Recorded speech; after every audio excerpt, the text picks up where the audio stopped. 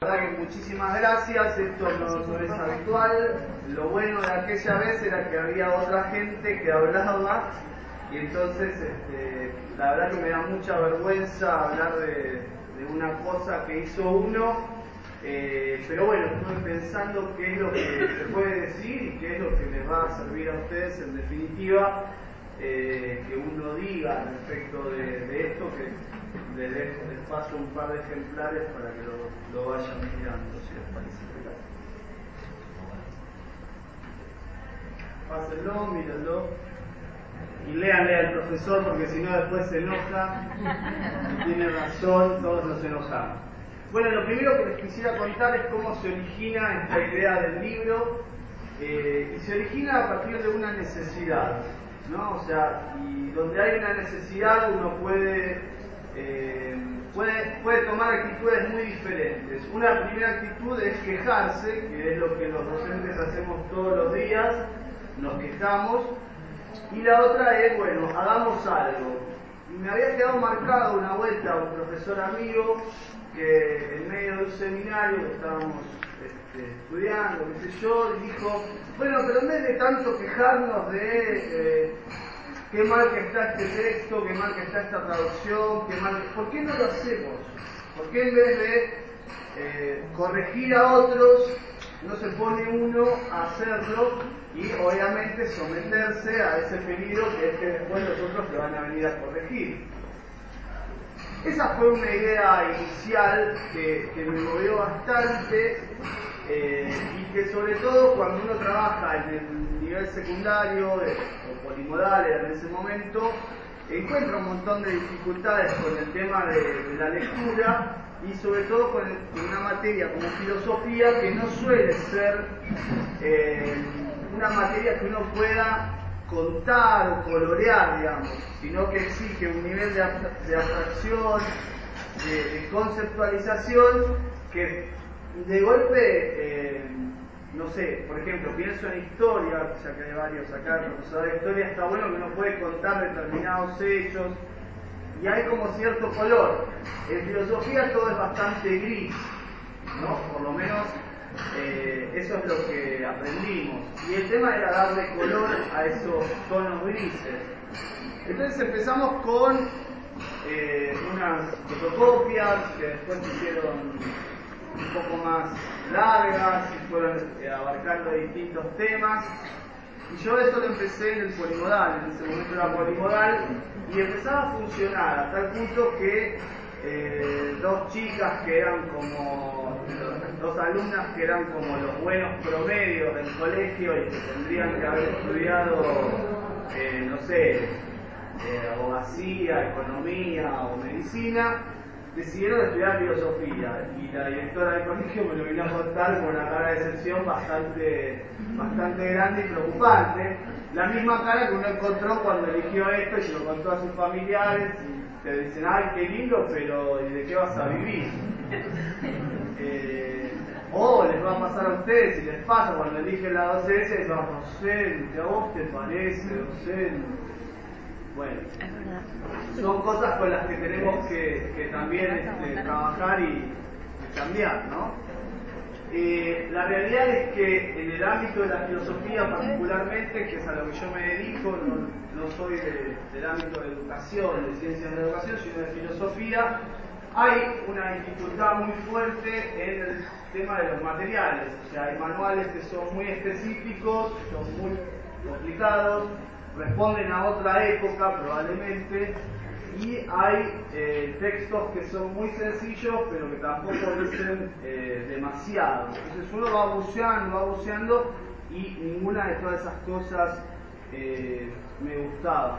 Por lo cual, digamos, también hay un desafío en la escritura que a mí personalmente me costó bastante, aunque tengo que decir, me encantó hacerlo. Yo lo disfruté un montón, me llevó varios años.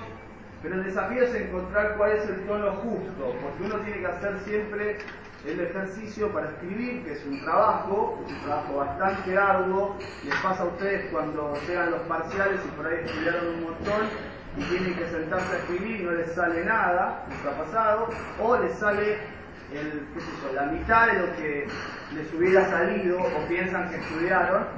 Entonces, en ese sentido, escribir es un trabajo, es una práctica, pero tiene un placer medio raro, porque también en cierto sentido es solitario, uno se pelea con la gente cercana y deja de hacer otras cosas. Creo que igualmente tiene, ya que venimos de la exposición anterior, por el tema de la lectura, los libros, ¿no? Ese cariño por los libros, tiene algo de maravilloso sentarse a escribir y hacer ese sacrificio y que todos te odien porque no le das atención ni nada por el estilo. Bueno, cuando lo pensé para el profesorado, ¿no? una de las cosas que me parecía que era importante era que trabajar un poco, bueno, los términos de la frustración que hay hoy en día, sobre todo en primer año de profesorado, es complicado, ¿no? La adaptación es complicada. Y la frustración se viene muy rápidamente, y la idea es que se pueda avanzar, que se pueda cambiar algo en el trayecto de primer año que va de abril a noviembre, cambiar cosas, generar inquietudes, generar problemas, generar ideas. Y en ese sentido me parecía bueno que no solo sea un texto de los que ya hay muchos, que son esos de que uno lee, y después le preguntás, lo leyó, bárbaro, lo terminó, y cuál es la idea principal que sacaste limpio, nada.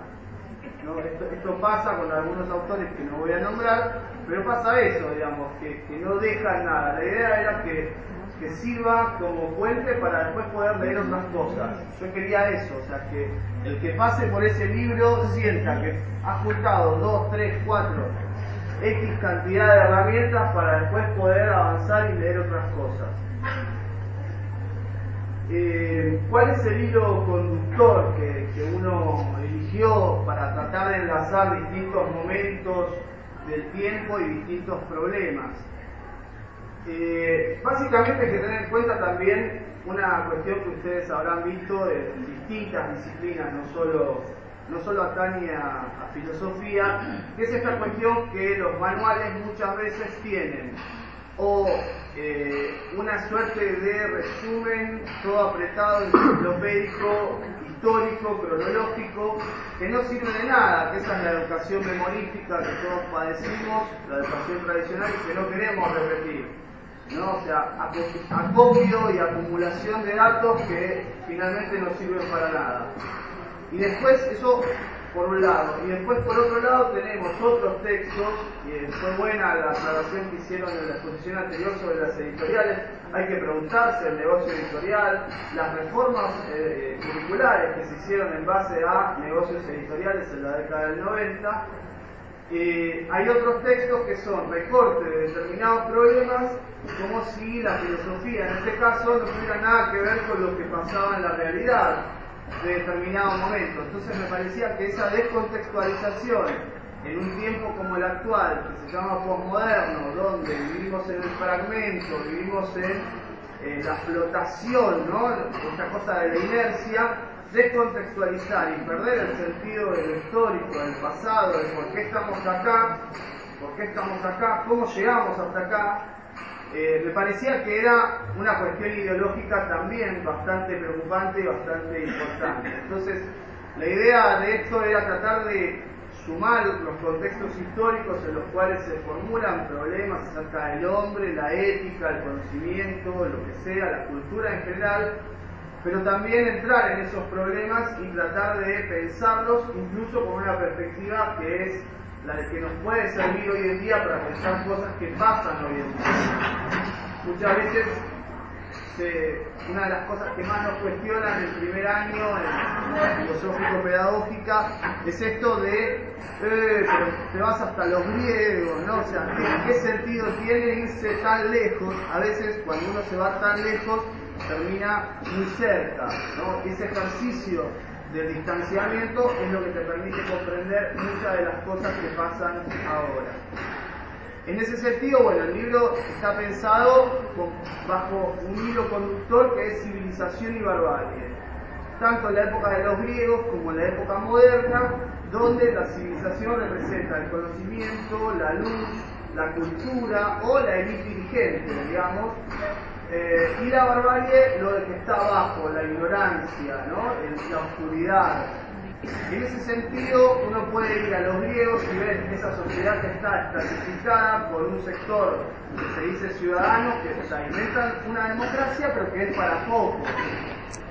O los modernos, que también es una sociedad que está luchando contra la desigualdad feudal, señores y esclavos, pero también genera una nueva clase social, la burguesía, que una vez que llega al poder, quiere dominar y mantener ese poder. O mismo, y ahí en ese sentido el tópico civilización-barbarie servía para trazar un puente, toda esta construcción de la cultura occidental, plantearla en relación también con Argentina, que es otro tema, ¿no? O sea, uno de los libros, quizás el más importante, quizás el más influyente, sin duda es uno de los más polémicos, fue Facundo, Civilización o Barbarie, de Sarmiento.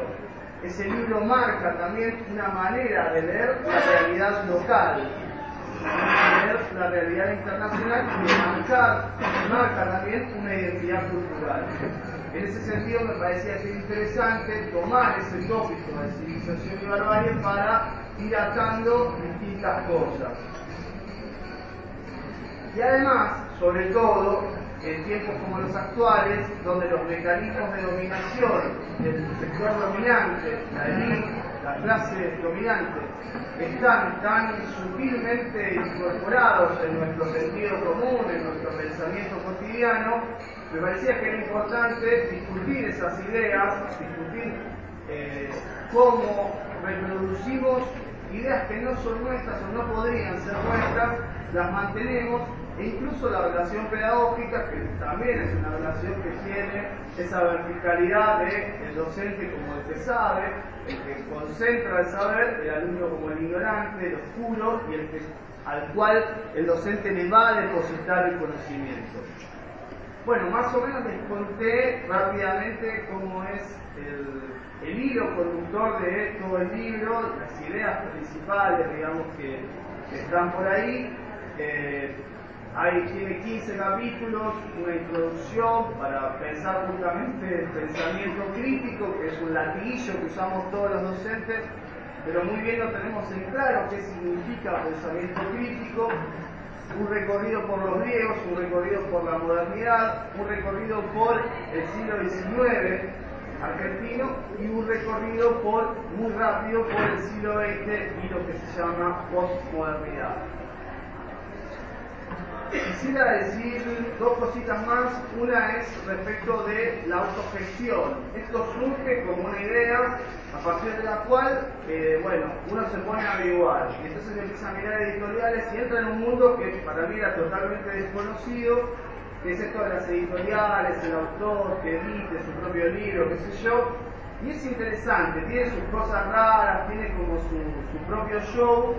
Pero lo interesante también es que, había que animarse a hacerlo, ir, gestionar, y el libro circula de mano en mano para evitar el plus, que es bastante importante, con el que se quedan las editoriales por la comercialización y la librería por venderlo. Entonces, para evitar toda esa cadena de plusvalía, decidimos hacerlo así. Me tuve que poner una careta, de cara rota nada más, pero bueno, no conseguía a ningún trabajador para poderlo explotar y hacerlo vender los libros por mí, o sea que lo tuve que vender. Y de esa manera abarcamos muchísimo el costo al punto de hacerlo, que algunos sientan que no es necesario, o sea, que no vale la pena fotocopiarlo y que se puede tener un libro. Es muy accesible. Claro, y lo último que les quería comentar es que sin duda hay un mensaje en todo esto que no está escrito en ningún lugar, pero que es un mensaje bastante obvio, y es, justamente tratar de rescatar la idea del docente como algo más que va, como alguien que, además que no es un libro que no sea importante, ¿no? Un docente como alguien más que va, algo más que va a poner el cuerpo al aula, ¿no? O sea, siempre nos quedamos en, vamos a poner el cuerpo al aula, esa tarea es vivísima, tratar de mantener la atención, tratar de hacer las clases interesantes, tratar de... Todo eso es durísimo, pero también queremos hacer algo más, queremos ser trabajadores de la cultura y no reproductores de la cultura. Y en este sentido, el libro contiene un mensaje un mensaje casi diría de autoayuda, ya que estamos en una semana de visita de autoayuda, tenemos un mensaje, se puede, repitan conmigo, se puede, se puede, se puede, crean, no, en serio. Más allá de eso, la idea es que esto genere, ya me empecé a esperar, algunos se están animando, otros se van a animar, no hay que apurar tampoco los tiempos, pero que otros profesores también se animen y que ustedes, futuros docentes, se animen a producir sus propios materiales. Creo que eso los va a hacer mejor, más cómodos. Para mí es una herramienta de trabajo, es un placer hacerlo, lo disfruto y me sirve muchísimo para trabajar. ¿Sí? O sea, lo agradecen, sirve, lleva tiempo, pero vale la pena. Y vale la pena pensar nuestro rol como docentes, productores de conocimiento y no solamente como alguien que cuenta acerca de lo que dijeron otros. Bueno, así que la próxima vez que vengo, la primera vez fue esta, la próxima que vengo, ya quiero proyectos de futuros libros de ustedes, me encantaría y sería muy feliz. Eso es todo. Ahora me abro a las preguntas que quieran hacer y serán bienvenidas.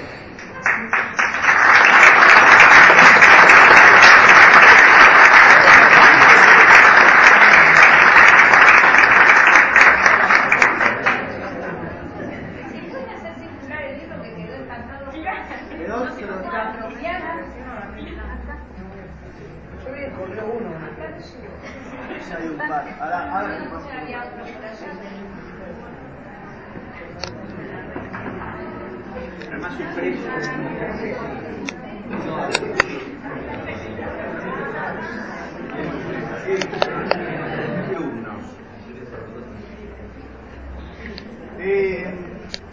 Bueno, tengo que hacer un balance de todo. Hay muchos que quedaron encantados, maravillados, se lo pasan a sus maridos, a sus hijos, a sus tíos, qué sé yo, y en ese sentido está muy bueno. Y hay otros que supongo que les pasará desapercibido también, ¿no? O sea, no somos ingenuos, la letra es chiquitita, las páginas son muchas, y el libro no afloja hasta el final, o sea, es complicado leerlo todo. Por lo intenso, ¿no? Uno quiere decir todo en poco tiempo, pocas palabras y bueno. Pero sí, no, en general es muy buena. Igual tendría que preguntarle a ellos, ¿no? No, yo lo sé porque hablar. Conozco gente que ha estudiado con él y le ha gustado mucho, bastante. Sí, Alberto. Dos preguntas. Si cuando uno escribe, piensa en el momento mismo que está escribiendo, no es solamente un ejercicio en el cual uno plasma algo que pensó previamente, sino que el acto mismo del pensamiento se juega ahí en la escritura. Sí. Yo quería saber, en primer lugar, en ese proceso de escritura, ¿qué cambió vos cuando empezaste hasta que terminaste ese libro? Y otra pregunta que es más clásica para los que nos dedicamos a la filosofía y enseñamos, ¿qué crees que aporta la filosofía a la educación? ¿Qué cosa novedosa o que es distinta puede aportar la filosofía a que se está formando para ser educador? Bueno, muy buenas las dos preguntas. La primera, sí, está muy bueno, realmente es un ejercicio de pensamiento, ponerse en el lugar del otro todo el tiempo que vos escribís, porque cuando uno escribe da por entendido, por sabido un montón de cosas que uno solo las entiende, que después cuando las llevas al aula te das cuenta que era uno solo el que las entendía. Con lo cual está bueno también reproducir en el mismo acto de producción ese ejercicio de pensar como si uno fuera otro, o sea, como si uno no fuera el que escribe, sino el que está leyendo. Me parece que eso es un trabajo formidable y que exige, o sea, es un ejercicio permanente, no lo podés aflojar nunca y sirve de práctica muchísimo también para después bajar ciertas ideas o llevarlas y traerlas también, ¿no? Yo aprendí un montón haciéndolo, aprendí a hacerlo, digamos, ¿no? En ese sentido. ¿Qué puede aportar la filosofía de educación? Bueno, no voy a decir nada, la filosofía no sirve para nada, pero sería muy hipócrita. Yo creo que lo que tiene interesante la filosofía es que puentea varias cosas, sirve para puentear varias cosas. Por un lado, me parece que hay que recuperar lo histórico, aunque esto es una posición determinada, hay muchos que no están de acuerdo con eso, que siguen pensando que el recorte se puede hacer. Yo creo que no, que hay que recuperar lo histórico, que la filosofía está directamente ligada con la cultura de una determinada comunidad, de una determinada manera de ser. Y en ese sentido, lo que suele suceder también, relacionándolo con lo que preguntaba recién Alejandro, suele pasar que en realidad al principio cuesta mucho, pero a medida que va avanzando el año, empiezan como a caer varias fichas, ¿no? O sea, y en ese sentido me parece que esa caída de fichas y ese poder juntar distintas cosas, distintos aspectos, sirve un montón y sobre todo para tratar de matizar todo lo que se pueda esta idea muy vigente de que estamos, o sea, de que nacimos de un repollo prácticamente, que es un poco el contexto posmoderno, ¿no? O sea, de no hay historia, no hay pasado, no hay lucha de clases, no hay ideologías, no hay utopías, todo ese tipo de discursos con los cuales uno puede discutir académicamente un montón, en la práctica están muy marcados, aparecen muchísimo todo el tiempo, ¿no? O sea, no creer, no esperar, no luchar por nada, y la pasividad solo está. Una vez que llegas, digamos, a entender que eso no es fruto de una casualidad, sino de un desarrollo, y que hay en esa pasividad una estrategia de dominación, a mí me parece que un poco la visión se cambia, ¿no? En ese sentido, también habría algo de alumbramiento socrático en todo esto, es decir, bueno, algo aparece, algo cambia. Si no, mala leche. Si no, recursos. Claro.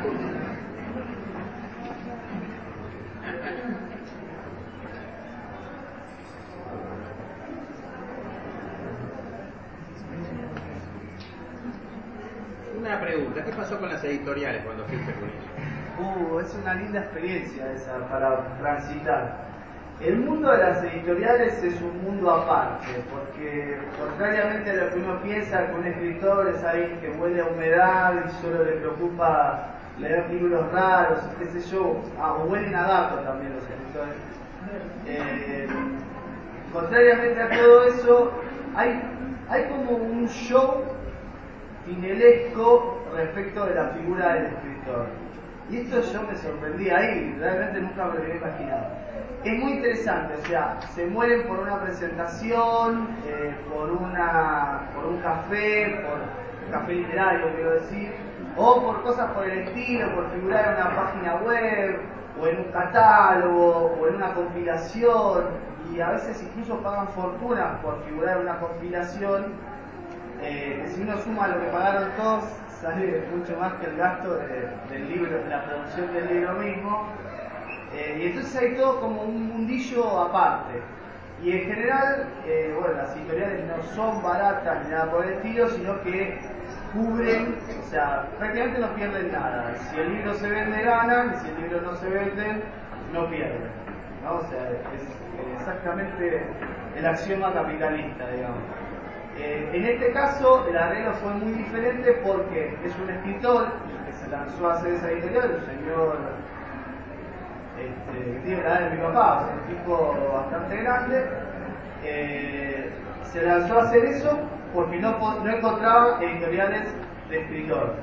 Y él lo que hace es, no las distribuye, no se pelea con las librerías, no se encarga de falta un ejemplar, no falta un ejemplar, sino que él produce artesanalmente libro por libro, ¿no? Y después vos te lo llevas, te los afilás y vos te encargás de hacer con esos libros lo que hayas que hacer. Con lo cual, bueno, exige un esfuerzo económico inicial, pero también evitas toda esta cosa del circuito, de que les parezca viable, no les parezca viable, si se puede vender, si el público es ese, si es muy largo, si la letra es muy chiquita, si la tapa es llamativa, no es llamativa, todo ese tipo de cosas de las cuales yo por suerte no entré, pero es gracioso porque es un mundo aparte y nunca pensé que estaba tan hecho tan tipo un show, ¿no? O sea, tan pendientes de la imagen. Parecía que un escritor pendiente de la imagen era muy raro, algo muy raro. Pero bueno.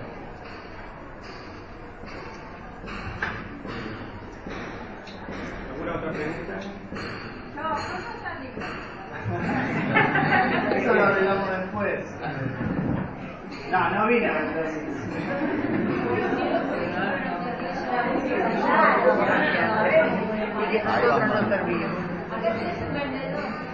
Hay un vendedor, lo podemos explotar. Bueno, les pregunto yo a ustedes entonces, ya que no se animan, me ven como una estrategia. ¿Cuánto tiempo tardaste en redactar? Eso vos sabés que es complicado de calcular, porque empezó con fotocopias, yendo y viniendo, y terminó con una compaginación que me llevó un verano, prácticamente, que es donde más tiempo tiene para hacer estas cosas. Fueron varios años, yo diría 2 o 3 por lo menos, más un verano entero compaginándolo. Y después, eso en cuanto a escritura, tú tienes que ver cuánto hace que conocía los textos de Platón y bueno, va más rápido. Lo bueno es que se puede hacer, digamos. Igual no tenés que pensar en el final cuando empezás, porque si no te vas a deprimir mucho. Tenés que largarte, en serio, tenés que largarte a hacerlo. Y bueno, vas a ver que un día está, y ese día vas a sentir un miedo tremendo, y el día siguiente un vacío enorme, y después, bueno, ya está. Es como los hijos después no te van a hacer feliz, digamos. A ver, estoy en problemas. Cuando te pusiste en lugar del otro, ¿hacia quién te dirigías? ¿Hacia un adolescente, hacia un adulto, hacia alguien que sabía? dale.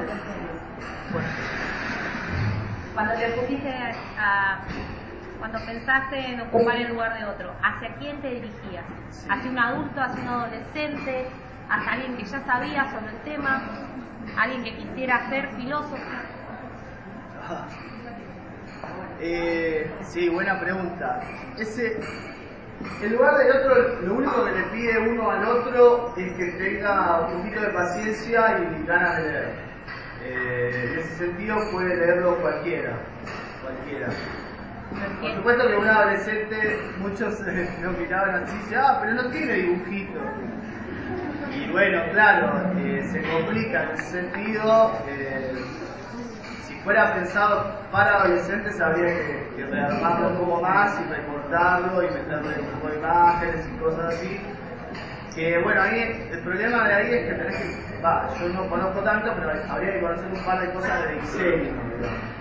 Cuando lo hacía para el colegio, que es donde empezó esto, le metía algunas imágenes con formatos que hagan una lectura así. Tengo la suerte de una amiga que es diseñadora y que te explica qué tipo de letra, cuánto te cansa, cuánto no te cansa. Hay letras que son más livianas, hay letras que son más densas para leer.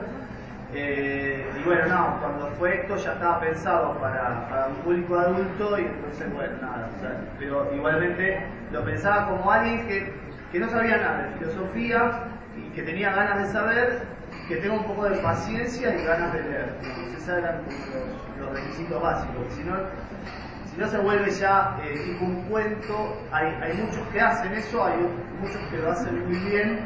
Por suerte en los últimos años han florecido varios personajes en televisión que divulgan filosofía, lo hacen muy bien, pero el problema que tienen esa gente, bueno, voy a contar una anécdota que no debería, pero una vuelta vi un alumno que dijo, preparé tu final mirando los videitos de Feynman.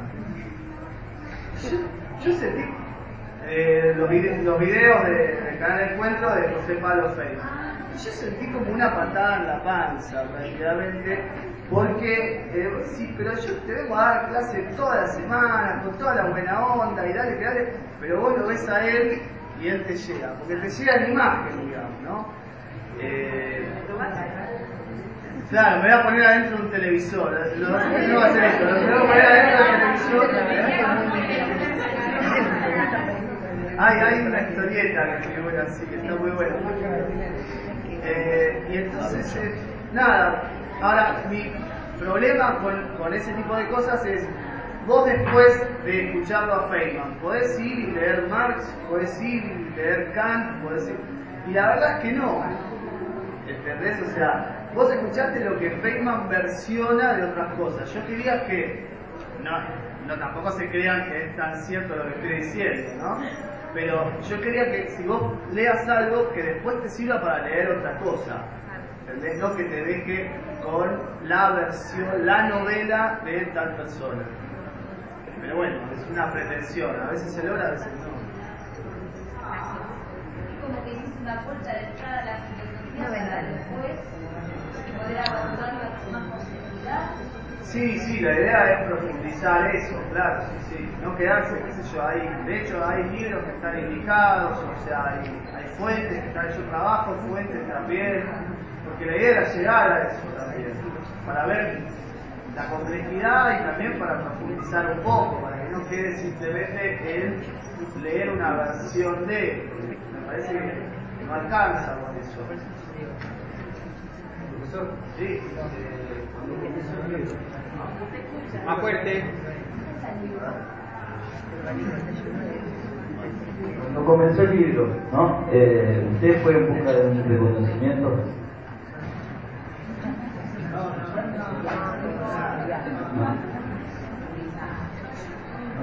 ¿Hay una segunda pregunta acá? No, simplemente fue eso. Como esta acotación de Feynman, ya probablemente lo que le impulsó a usted fue un reconocimiento, ¿no? Sí, pero yo quiero que reconozcan el trabajo del aula de todos los días, que lo aprovechen ahí.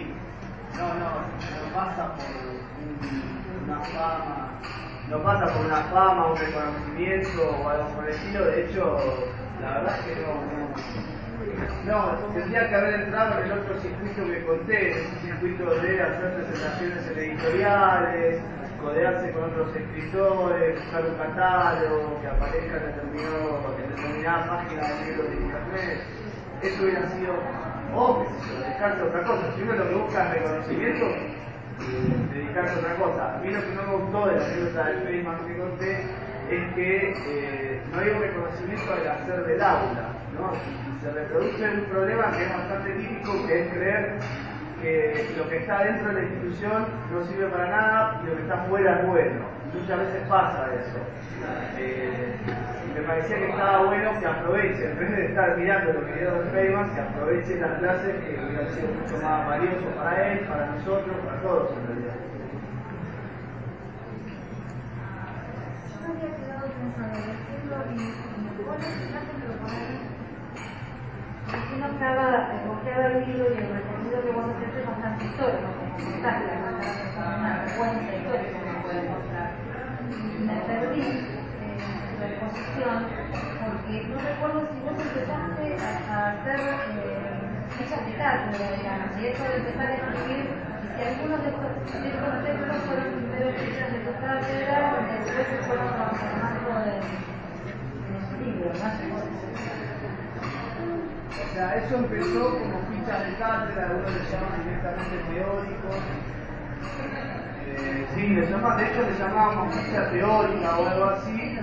Empezó por ese lado. Sí, después lo que hubo que hacer es compaginarlo y sobre todo tratar de que tenga un hilo de continuidad o de relación de una cosa con otra. Sí, empezó por ese lado. Lo primero que me habían dicho todo eso porque tiene algún histórico, entonces después no sé si es completamente juzgada con contenidos de la materia. Sí. Depende en tiempos más o menos normales, sí, es un poco más ambicioso que lo que uno efectivamente llega a trabajar en el aula, pero no tanto menos, digamos. Yo diría un 80%. Se puede trabajar. Y la idea también era dejar algo más, como para que también uno juegue a esto de dejar un espacio libre para que el otro lo aproveche, ¿no? Sí fue ambicioso la elaboración, yo quería meterle todo, y eso a veces se nota porque se hace un poco pesado, pero me parece que vale la pena, vale la pena. No, lo analizaba porque me había estado pensando cuando sobre la relación de la filosofía con la educación. Yo pensaba en la relación de la filosofía con la formación. Exactamente cuándo puedes abrir o ayudar a la reflexión y a Tal cual, vos lo acabas de decir tal cual, o sea, lo fundamental en la formación docente es el posicionamiento, y por eso muchas veces tomamos cosas de ahí, problemas que se plantean, para tratar de ver cuáles son las ideologías o las ideas que uno da por sabidas, por supuestas, y discutirlas un poco. Me parece que es muy importante eso, entender que el docente no es neutral, no está parado en la tierra sagrada o en algo que es independiente de todo, sino que hace un posicionamiento, hace una opción, y en ese sentido, ese posicionamiento tiene implicancias éticas, tiene implicancias políticas, implica también una mirada sobre la sociedad, sobre la cultura, que me parece que es muy importante que nos planteemos, que nos sigamos preguntando dónde uno se tiene que posicionar ante determinadas cosas que además te interpelan. Por suerte, estamos en una época en donde hay mucha interpelación. Creo que eso es bueno y es bueno para discutirlas, crear duda y también un poco de ganas de defender ciertas cosas. Bueno, quería hacer una aclaración por la pregunta acá del alumno. Si el reconocimiento fuera muy grande y se hace famoso, yo me ofrezco el representante. Bueno, no, algo más. Bueno, le hacemos entrega a Mariano de un recordatorio. Muchas gracias.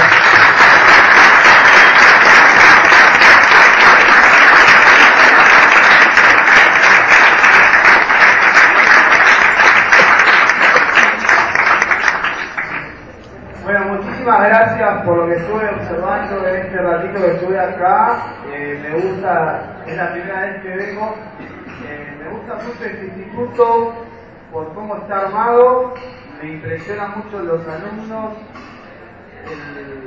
la efervescencia que tienen, realmente eso está muy bueno. Estas jornadas, la cantidad de gente que hay acá, a mí me impresiona realmente. Así que los felicito y me alegra muchísimo que se comprometan y que entiendan que la institución, por palabras que escuché de intervenciones anteriores, en la institución anterior, sienten muy propia la institución y sienten muy fuerte la participación. Lo digo de afuera, lo veo de afuera y lo veo también comparando con otros lugares. Así que los felicito mucho por eso. Hay una pregunta más allá.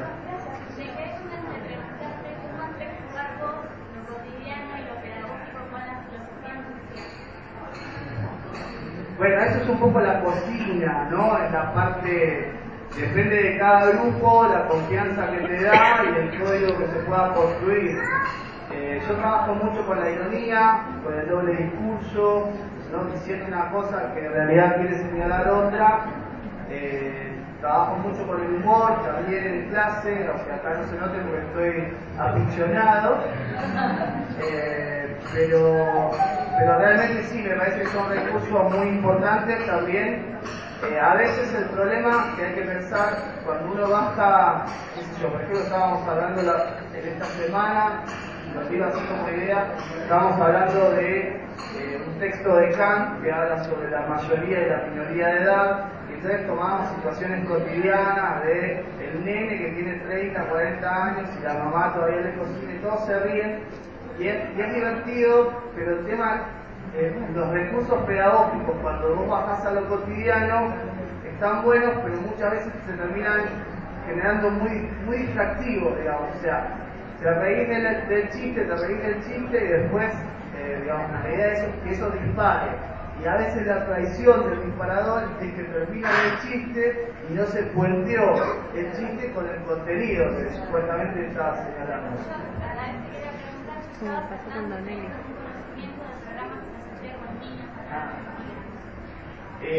No, conozco de qué se trata, conozco la gente que está, estuve leyendo algunas cosas de ellos, no tengo vínculo, tengo amigos que se han vinculado con ellos también. Es sumamente interesante y es sumamente interesante también que vos hayas dicho filosofía con niños y no para niños, que fue una corrección Y todo el trabajo de contextualización que están haciendo en los últimos 5 o 7 años, ¿vos estás en eso? Ah, mira. Ah, sí, Laura. Sí. Estuvo el año pasado en la nube. Ah, muy bien. Ah, no sabía. Walter Cohen, lo conoces a Walter, mirá vos.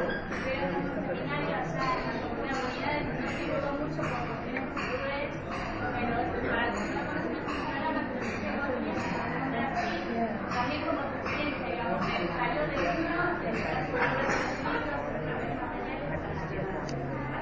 programa y bueno, la conferencia está viniendo a Argentina, pero no hay editoriales.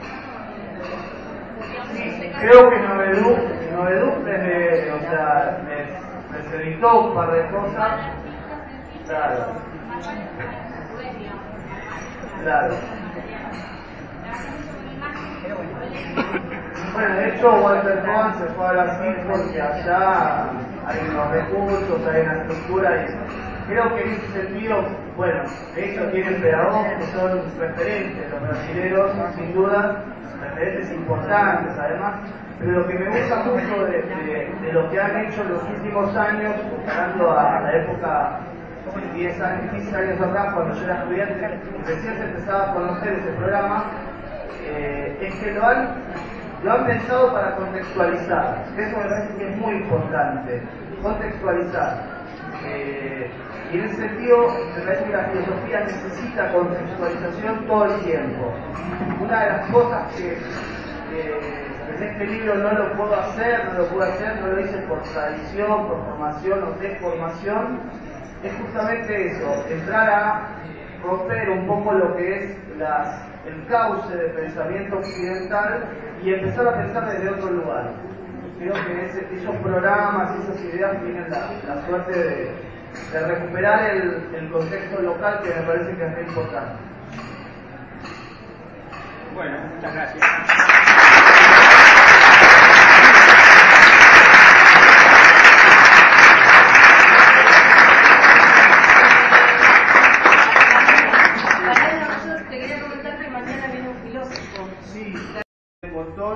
Me llevó varios años, pero el desafío es encontrar cuál es el tono justo, porque uno tiene que hacer siempre el ejercicio para escribir, que es un trabajo bastante arduo. Les pasa a ustedes cuando llegan los parciales y por ahí estudiaron un montón y tienen que sentarse a escribir y no les sale nada, les ha pasado, o les sale la mitad de lo que les hubiera salido o piensan que estudiaron. Entonces, en ese sentido, escribir es un trabajo, es una práctica, pero tiene un placer medio raro, porque también en cierto sentido es solitario, uno se pelea con la gente cercana y deja de hacer otras cosas. Creo que igualmente tiene, ya que venimos de la exposición anterior, por el tema de la lectura, los libros, ¿no? Ese cariño por los libros, tiene algo de maravilloso sentarse a escribir y hacer ese sacrificio y que todos te odien porque no les das atención ni nada por el estilo. Bueno, cuando lo pensé para el profesorado, ¿no? una de las cosas que me parecía que era importante era que trabajar un poco, los términos de la frustración que hay hoy en día, sobre todo en primer año de profesorado, es complicado, ¿no? La adaptación es complicada. Y la frustración se viene muy rápidamente, y la idea es que se pueda avanzar, que se pueda cambiar algo en el trayecto de primer año que va de abrir los buenos promedios del colegio y que tendrían que haber estudiado, abogacía, economía o medicina, decidieron estudiar filosofía y la directora del colegio me lo vino a contar con una cara de decepción bastante grande y preocupante. La misma cara que uno encontró cuando eligió esto y se lo contó a sus familiares y te dicen, ay, qué lindo, pero ¿y de qué vas a vivir? O les va a pasar a ustedes, si les pasa cuando eligen la docencia, dicen, docente, ¿a vos te parece docente? Bueno, son cosas con las que tenemos que también trabajar y cambiar, ¿no? La realidad es que en el ámbito de la filosofía particularmente, que es a lo que yo me dedico, no soy del ámbito de educación, de ciencias de la educación, sino de filosofía, hay una dificultad muy fuerte en el tema de los materiales. O sea, hay manuales que son muy específicos, son muy complicados, responden a otra época probablemente, y hay textos que son muy sencillos pero que tampoco dicen demasiado. Entonces uno va buceando y ninguna de todas esas cosas me gustaba. Por lo cual, digamos, también hay un desafío en la escritura que a mí personalmente me costó bastante, aunque tengo que decir, me encantó hacerlo, yo lo disfruté. La verdad que muchísimas gracias, esto no es habitual. Lo bueno de aquella vez era que había otra gente que hablaba y entonces la verdad que me da mucha vergüenza hablar de una cosa que hizo uno. Pero bueno, estuve pensando qué es lo que se puede decir y qué es lo que les va a servir a ustedes en definitiva que uno diga respecto de esto, que les paso un par de ejemplares para que lo vayan mirando, si les parece. Pásenlo, mírenlo y léanle al profesor porque si no después se enoja. Tiene razón, todos nos enojamos. Bueno, lo primero que les quisiera contar es cómo se origina esta idea del libro, y se origina a partir de una necesidad, ¿no? O sea, y donde hay una necesidad uno puede tomar actitudes muy diferentes. Una primera actitud es quejarse, que es lo que los docentes hacemos todos los días, nos quejamos, y la otra es, bueno, hagamos algo. Y me había quedado marcado una vuelta a un profesor amigo que en medio de un seminario que estábamos estudiando, qué sé yo, y dijo, bueno, pero en vez de tanto quejarnos de qué mal que está este texto, qué mal que está esta traducción, qué mal, ¿por qué no lo hacemos? ¿Por qué en vez de corregir a otros, no se pone uno a hacerlo y obviamente someterse a ese peligro que es que después los otros te van a venir a corregir? Esa fue una idea inicial que me movió bastante y que sobre todo cuando uno trabaja en el nivel secundario o polimodal en ese momento, encuentra un montón de dificultades con el tema de la lectura y sobre todo con una materia como filosofía que no suele ser una materia que uno pueda contar o colorear, digamos, sino que exige un nivel de abstracción, de conceptualización, que de golpe, no sé, por ejemplo, pienso en historia, ya que hay varios acá, profesor de historia, está bueno que uno puede contar determinados hechos, y hay como cierto color. En filosofía todo es bastante gris, ¿no? Por lo menos eso es lo que aprendimos. Y el tema era darle color a esos tonos grises. Entonces empezamos con unas fotocopias que después se hicieron un poco más largas y fueron abarcando distintos temas.